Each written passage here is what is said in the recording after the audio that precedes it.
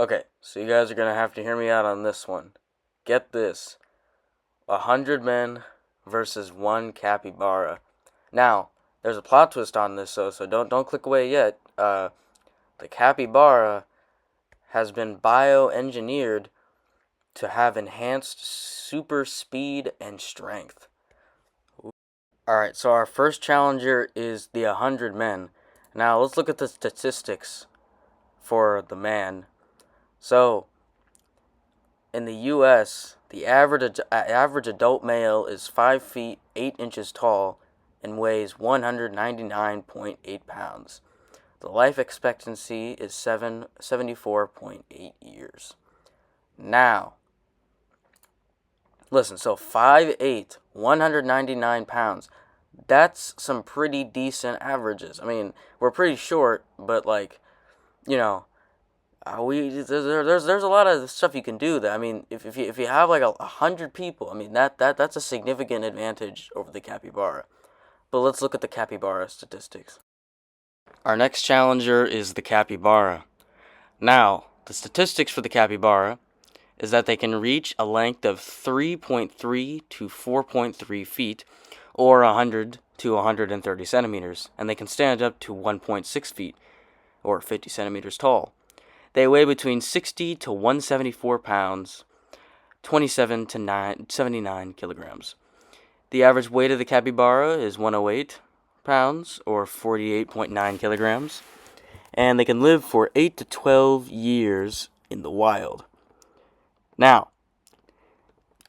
let's talk about the habitat and the social behavior, because we already know about the human stuff, but the habitat, they live in swamps, marshes, and other areas with abundant water, kind of from Colombia and Venezuela southwards to northern Argentina. Capybaras are highly social and often live with groups of 10 to 20 individuals. They are excellent swimmers and can hold their breath for up to 5 minutes. That's some pretty good statistics.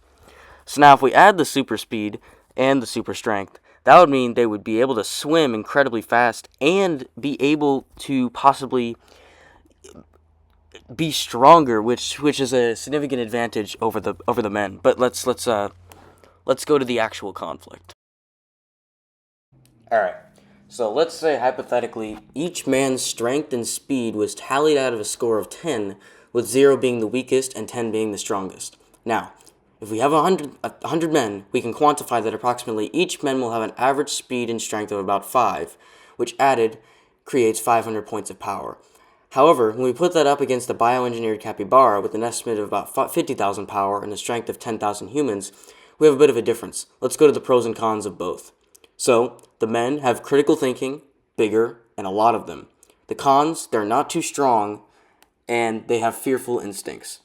Now, if a conflict were to initiate between the two... Oh, sorry, my bad, I forgot the bioengineered capybara, my bad.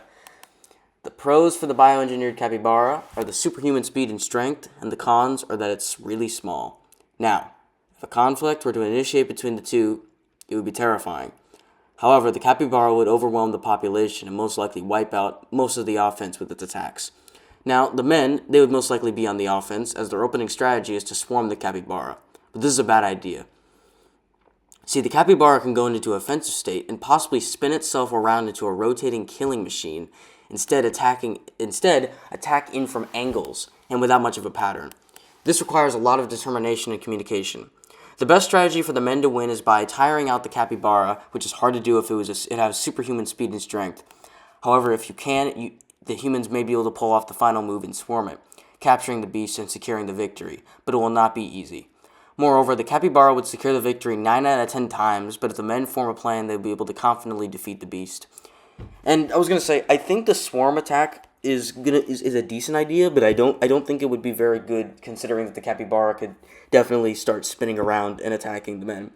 Now, I do think that the best strategy, as I kind of mentioned, is like tiring it out, but also if it has superhuman speed and strength, tiring it out is probably not going to work. So my best suggestion is to run and then find something to attack it with. So, for example, if it lives in a swamp, which is probably where the conflict is going to be taking place, you'd probably want to take a stick from the marsh and then try to attack from there. But then again, if it has 50,000 points of power, you might not be able to do some damage since it's practically invincible.